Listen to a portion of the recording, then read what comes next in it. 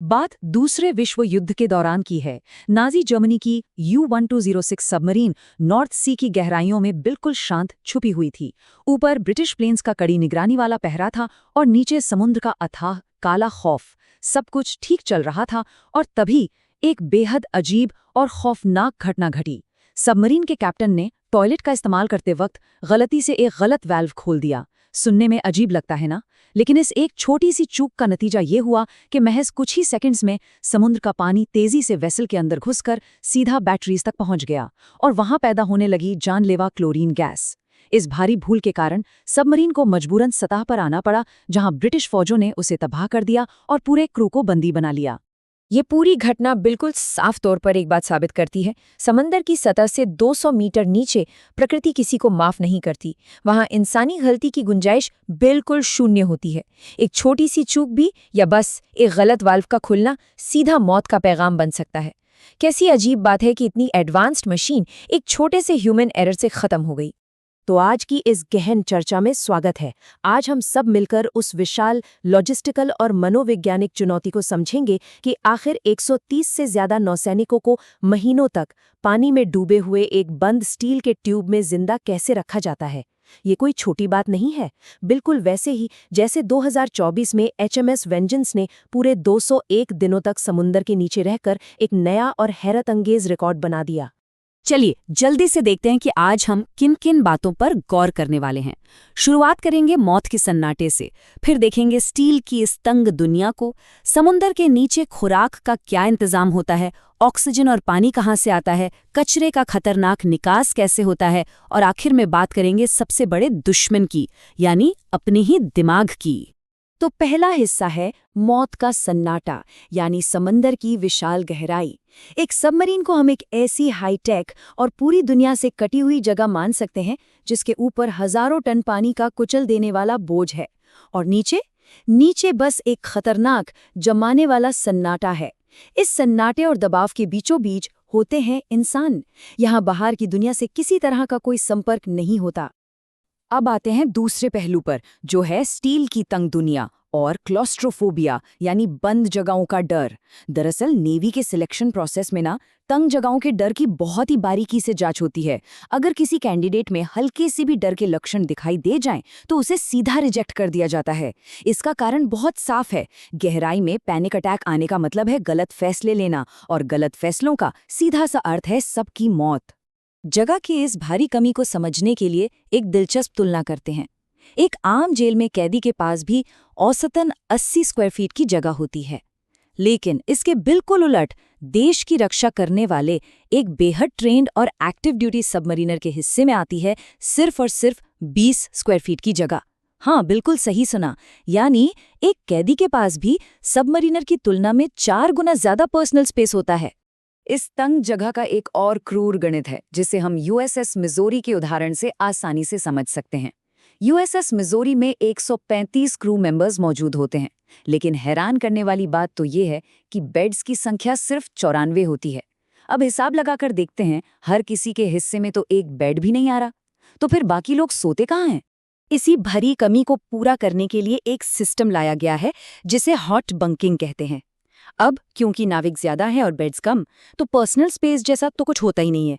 होता ये है कि जैसे ही एक नाविक अपनी ड्यूटी के लिए बेड से उठता है, ठीक उसी वक्त जिसकी ड्यूटी खत्म हुई होती है वो सीधा उसी बेड पर आकर सो जाता है। इसका मतलब ये हुआ कि गद्दा कभी ठंडा ही नहीं होता। नाविकों को अपने से पहले सोने वाले की छोड़ी हुई गर्माहट में ही सोना पड़ता है। सुनने में ये कितना अजीब और अनकंफर्टेबल लगता है ना? चलिए तीसरे हिस्से की तरफ बढ़ते हैं, समंदर के नीचे खुराक। अब सवाल ये उठता है कि समंदर के इतने अंदर खुराक आखिर पहुंचती कैसे है। ये समझना सच में दिलचस्प है कि सबमरीन में बेहतरीन क्वालिटी का खाना देना सिर्फ पेट भरने के लिए नहीं होता। दरअसल ये क्रू का मनोबल बनाए रखने का सबसे बड़ा जरिया है। महीनों तक चलने वाली थका देने वाली ड्यूटी के बीच कभी कभी स्टेक नाइट्स या आइसक्रीम का मिल जाना क्रू को डिप्रेशन से बचाने में बहुत मदद करता है। ये छोटी छोटी खुशियां उनके लिए सब कुछ होती हैं। कोई भी सबमरीन जब किसी मिशन कर निकलती है तो उसमें लगभग 20,000 किलो तक खाना लोड किया जाता है। और मजे की बात तो ये है कि इस विशाल मात्रा को रखने के लिए वहां कोई अलग से बड़ा स्टोरेज रूम नहीं होता। खाना हर उस जगह ठुसा होता है जहां जगह मिल जाए, बेड्स के नीचे, कॉरिडोर्स में, जहां देखो वहां खाना। शुरुआती कुछ हफ्तों में ही ताज़े फल और सब्जियां खा ली जाती हैं, उसके बाद बचे हुए महीनों तक सिर्फ डिब्बाबंद या फ्रोजन खाने पर ही गुजारा करना पड़ता है। खाने के रूटीन की बात करें तो यहाँ एक 4 मील सिस्टम काम करता है। ब्रेकफास्ट, लंच, डिनर और फिर एक चौथी मील जिसे मिड रैट्स यानी आधी रात का खाना कहते हैं। ये एक्स्ट्रा मील देना बेहद ज़रूरी है क्योंकि सबमरीन का माहौल इतना स्ट्रेसफुल होता है कि वहाँ एक आम इंसान से बहुत ज़्यादा कैलोरीज जलती हैं, और रात की शिफ्ट में काम करने वालों के लिए ताकत जुटाने का बस यही एकमात्र सहारा होता है। अब बढ़ते हैं चौथे और सबसे जरूरी पहलू पर, ऑक्सीजन और पानी का इंतजाम। सोचने वाली बात है कि बिना किसी खिड़की वाले एक पूरी तरह से सीलबंद धातु के ट्यूब में महीनों जिंदा रहना कैसे मुमकिन है। ये इंजीनियरिंग का एक सच में बहुत बड़ा चमत्कार है जिसके लिए बेहद जटिल लाइफ सपोर्ट सिस्टम्स का सहारा लिया जाता है। इस चमत्कार को नंबर्स में समझे तो 130 लोगों के क्रू के लिए हर दिन 78,000 लीटर ऑक्सीजन की जरूरत पड़ती है। अब इतनी हवा आती कहाँ से है? ये विशाल मात्रा समुद्र के नमकीन पानी के इलेक्ट्रोलिसिस के जरिए बनाई जाती है। एक शानदार तकनीक से समुद्र के पानी को तोड़कर उसमें से ऑक्सीजन को अलग कर लिया जाता है और जो हाइड्रोजन गैस बचती है उसे बेहद सुरक्षित तरीके से सबमरीन के बाहर फेंक दिया जाता है। लेकिन रुकिए, कहानी यहाँ खत्म नहीं होती। सिर्फ ऑक्सीजन बनाना काफी नहीं है। जो क्रू अंदर कार्बन डाइऑक्साइड छोड़ रहा है उसे हवा से हटाना भी उतना ही जरूरी है, वरना जहर फैल जाएगा। हवा को एक खास टावर से गुजारा जाता है जहां अमीन लिक्विड स्प्रे उस कार्बन डाइऑक्साइड को सोख लेता है। अगर मान लीजिए किसी वजह से ये सिस्टम फेल हो जाए तो क्या होगा? तो ऐसी इमरजेंसी के लिए जगह जगह सोडा लाइम के कैनिस्टर्स मौजूद होते हैं जो इस जहरीली गैस को तुरंत ठोस कार्बोनेट में बदल देते हैं। और अब अगर पानी की बात करें तो भले ही डिस्टिलेशन और रिवर्स ऑस्मोसिस जैसी एडवांस्ड और हाईटेक फिल्टर तकनीक से समुंदर के खारे पानी को पीने लायक ताज़े पानी में बदल दिया जाता है, फिर भी इसके इस्तेमाल पर पाबंदियां बहुत सख्त हैं।